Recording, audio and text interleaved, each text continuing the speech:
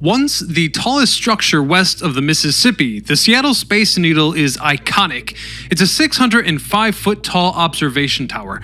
The Space Needle has been a landmark tourist attraction in Seattle, welcoming more than 60 million visitors since it opened on April the 21st, 1962. The Space Needle, a modernistic totem of Seattle's World Fair, was initially conceived from a doodle made on a napkin by Edward Carlson during a visit to Germany in 1959.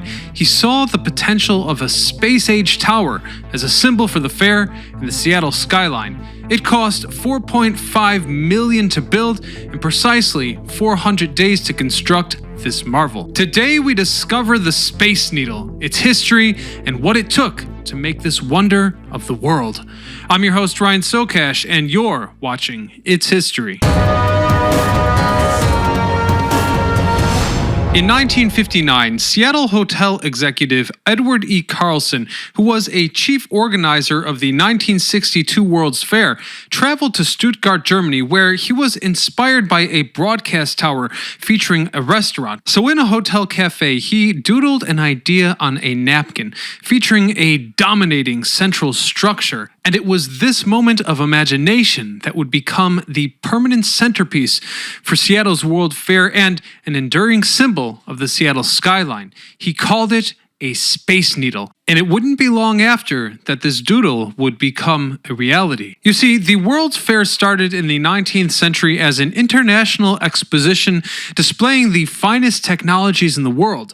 Decades later, the event shifted its focus from trade technology to technology that worked to better society. And in 1962, from April to October, Seattle finally had the opportunity to showcase what it had to offer. But with innovation comes challenges. Carlson and his supporters soon found that moving the symbol from the doodle to the drawing board and then to the construction phase was far from easy. The first obstacle was the structure's final design. Carlson's initial sketch underwent many transformations, including variations that resembled a landed UFO, a tethered balloon, and even a cocktail shaker with a tram ferrying visitors to the top.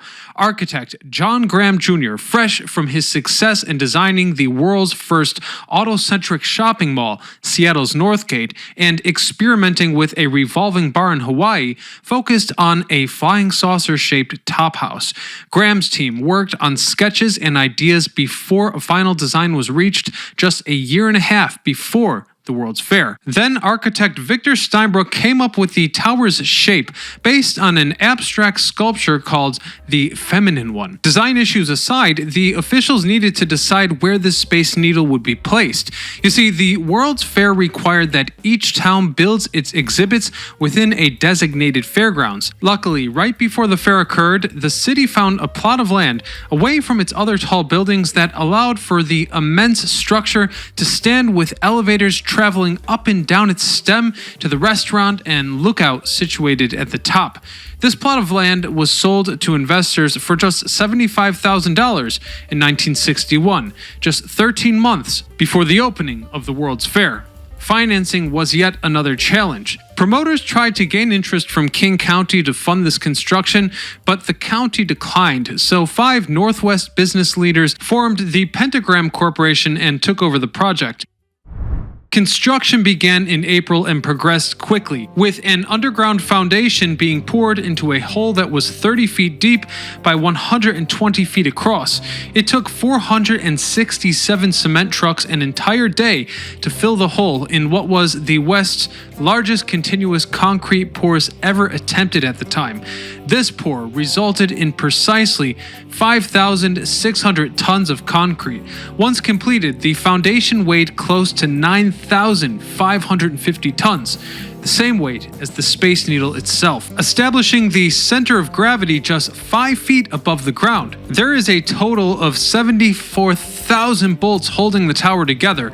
The colors were also strategically picked in keeping with the 21st century theme of the World's Fair. The final coats of paint were dubbed Astronaut White for the legs, Orbital Olive for the core of the structure, Reentry Red for the halo, and Galaxy Gold for the sunburst and the rooftop. Because of Seattle's placement along the famous Ring of Fire, it is susceptible to dangerous earthquakes, so builders constructed the Space Needle to withstand the elements, such as wind gusts up to 200 miles per hour and earthquakes below a 9.1 magnitude. But all of the troubles and efforts were well worth it, as from the top of this tower, one can enjoy views of the Olympic and Cascade Mountains, along with Mount Rainier, Mount Baker, Elliott Bay, and the surrounding islands.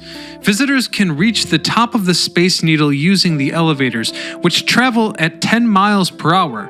It was built with 25 lightning rods and can easily withstand frequent strikes. Now, as you may imagine, the Space Needle was not the only construction built for the fair that year.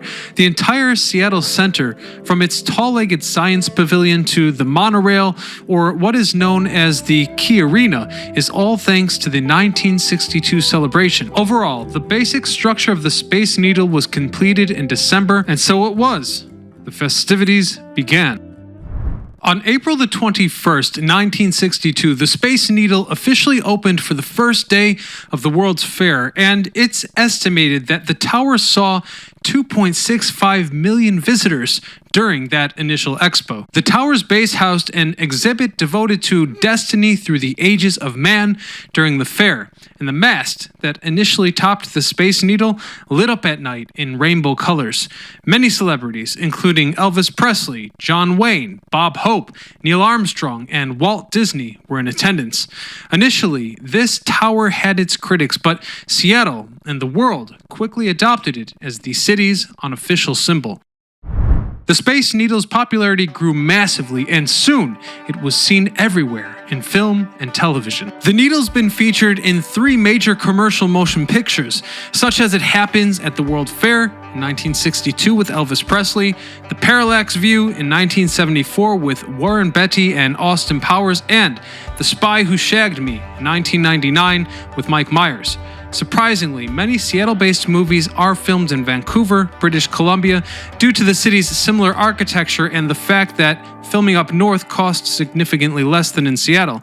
This financially savvy approach still doesn't stop the filmmakers from editing in Seattle's signature landmarks. The Towering Needle is the centerpiece for practically every show shot in Seattle. The Space Needle stands in the back of Fraser's apartment in Fraser, and next to the hospital in Gray's Autonomy. The Needle is a hotspot for many celebrities, including the original cast of Star Wars, John Travolta, Michael Douglas, and Bruce Lee. But the notoriety does not stop with motion picture. Everyone knows that music is a massive part of Seattle, and many Seattle bands have visited or performed on the Needle, including Nirvana and Pearl Jam. However, not all musicians were willing to visit. In 1974, John Lennon did not go up, commenting, quote, "I don't like heights," which I imagine is the exact opposite sentiment of all the stuntmen and women who have stopped in over the years. One of the most notable things about the Space Needle is its restaurant. The original name of the restaurant was the Eye of the Needle, after the name Top of the Needle was rejected. There have been 3 restaurants at the Space Needle since its opening: Eye of the Needle between 1962 and 1979, Emerald Suit 1980 to 1999, and Sky City between 2000 and 2017. The Space Needle is currently working with a world-renowned restaurant designer to reimagine what dinner might look like in such a unique setting. But there's also the Loop, which occurs at the lower level of the Space Needle. The Loop Lounge is a 21 to enter venue, and the floor orbits while its guests enjoy the world's finest and only revolving glass floor for a cocktail experience like nothing else. If you're not interested in an all-glass base, you can also check out the floor-to-ceiling glass experience at the cafe on the upper level of the Space Needle. This cafe features an espresso bar, beer and wine, plus local treats. Overall, the Space Needle has been set right in the middle of a rainy, windy Seattle.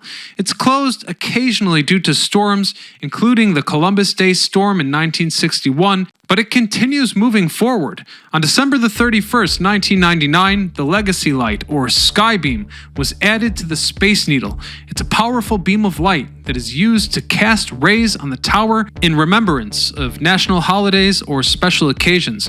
Also, in 1999, the Seattle Landmarks Preservation Board approved the designation of the Space Needle as a historic landmark.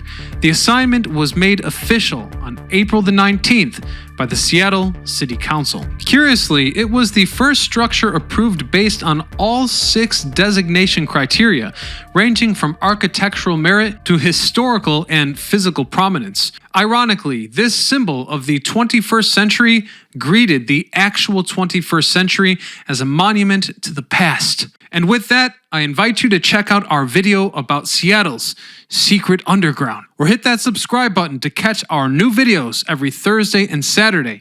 And until next time, this is Ryan Socash, signing off.